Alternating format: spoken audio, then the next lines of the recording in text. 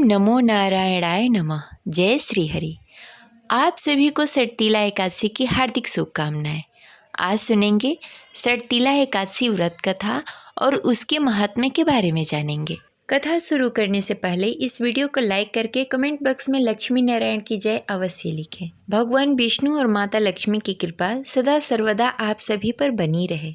चलिए शुरू करते हैं सटतीला एकादशी व्रत कथा। तो प्रेम से बोलिए लक्ष्मी नारायण की जय। जय श्री हरि।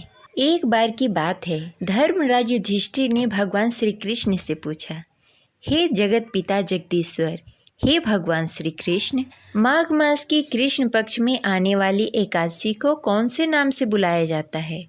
उसके लिए क्या विधि है? उसमें किनकी पूजा की जाती है तथा उस व्रत को करने से कौन से फल की प्राप्ति होती है? आप कृपा करके विस्तार पूर्वक बताइए। भगवान श्री कृष्ण बोले, हे धर्मराज युधिष्ठिर, सुनो, माघ मास की कृष्ण पक्ष में पड़ने वाली एकादशी को सटतीला एकादशी के नाम से जाना जाता है, जो सब पापों को नाश करने वाली है।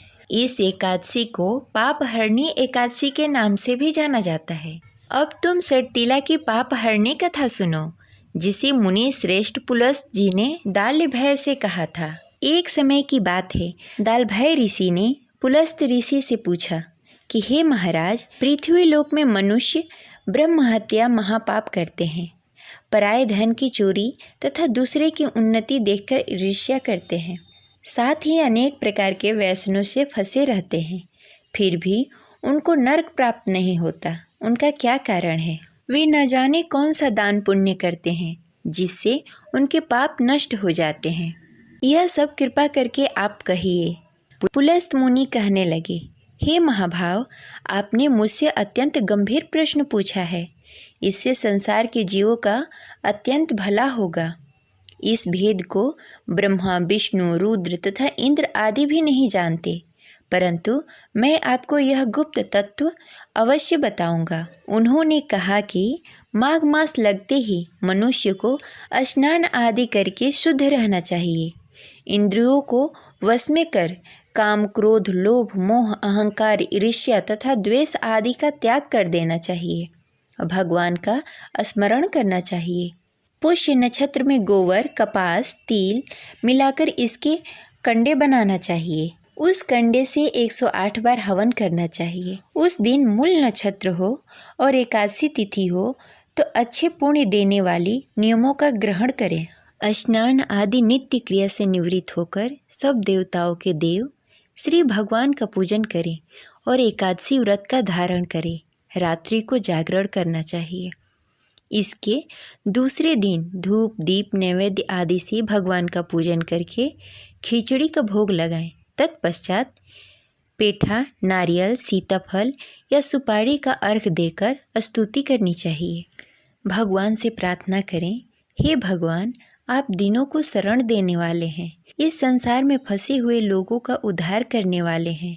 हे पुण्यकाक्षे, हे विश्वभावन, हे सुब्रहाय, हे पूर्वज, हे जगत पिता, आप लक्ष्मी जी के सहित इस तुच्छ अर्घ को ग्रहण करें। इसके पश्चात जल से भरा हुआ घड़ा ब्राह्मण को दान करें तथा ब्राह्मण को श्याम गौ और तिल पात्र देना भी उत्तम है।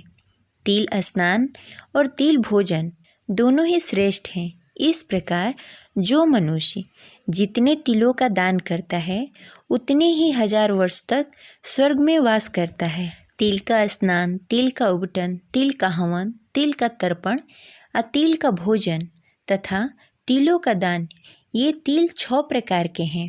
इसके प्रयोग के कारण यह सटतीला एकादशी कहलाती है। इस व्रत के करने से अनेक प्रकार के पापों से मुक्त हो जाते हैं। इतना कहकर पुलस्त ऋषि कहने लगे कि हे महानुभाव, मैं तुमसे एकादशी व्रत कथा कहता हूँ, ध्यान पूर्वक सुनो। एक समय की बात है, नारद जी ने भगवान श्री विष्णु से यही प्रश्न किया था और भगवान ने जो सटतीला एकादशी का महात्म्य नारद जी से कहा था, सो मैं तुमसे कहता हूँ। भगवान ने नारद जी से कहा कि हे नारद, मैं तुमसे सत्य घटना कहता हूँ, ध्यान पूर्वक सुनो। प्राचीन काल में मृत्यु लोक में एक ब्राह्मणी रहती थी। वह सदैव व्रत किया करती थी। एक समय वह 1 माह तक व्रत करती रही। उससे उसका शरीर अत्यंत ही दुर्बल हो गया। यद्यपि वह अत्यंत बुद्धिमान थी तथा उसने कभी भी देवताओं और ब्राह्मणों के निमित्त अन्न तथा धन का दान नहीं किया था।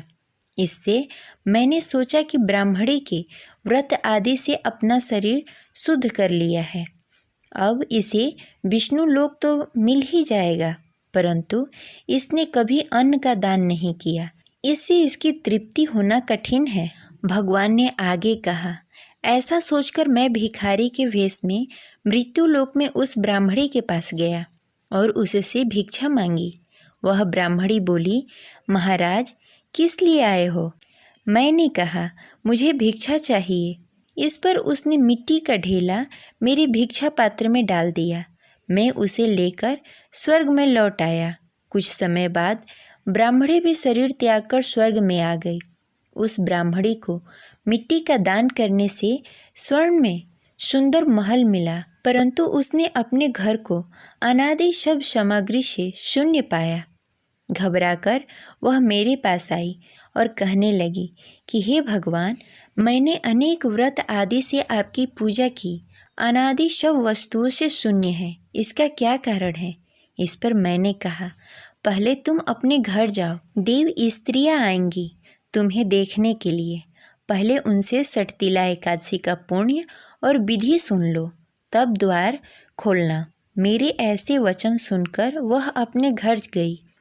जब देव स्त्रियाँ आईं और द्वार खोलने को कहा तो ब्राह्मणी बोली, आप मुझे देखने आई हैं तो षटतिला एकादशी का महात्म्य मुझसे कहो। उनमें से एक स्त्री कहने लगी कि मैं कहती हूँ। जब ब्राह्मणी ने षटतिला एकादशी का महात्म्य सुना तब द्वार खोल दिया। देवांगनाओं ने उनको देखा कि न तो वह गंधर्वी हैं और न ही आसुरी हैं, वरन पहले जैसी मानुषी हैं। उस ब्राह्मणी ने उनसे कथानुसार षटतिला एकादशी का व्रत किया। इसके प्रभाव से वह सुंदर और रूपवती हो गई तथा उनका घर अनादि सर्वत्र सामग्रियों से युक्त हो गया। अतः मनुष्यों को मूर्खता त्याग कर षटतिला एकादशी का व्रत और लोभ ना करके तिलादि का दान करना चाहिए। इससे दुर्भाग्य और दरिद्रता दूर होती है तथा अनेक प्रकार के कष्टों से मुक्ति मिल जाती है और मोक्ष की प्राप्ति होती है। ये रही आज की कथा। आशा करते हैं आपको अच्छी लगी होगी। तो इस वीडियो को लाइक करें और ज़्यादा से ज़्यादा लोगों को शेयर करें। अगर आप हमारे चैनल पर नए हैं तो इसे सब्सक्राइब करके बेल आइकन को प्रेस कर लें। मिलते हैं अगले वीडियो में, तब तक के लिए हरे कृष्णा, राधे राधे।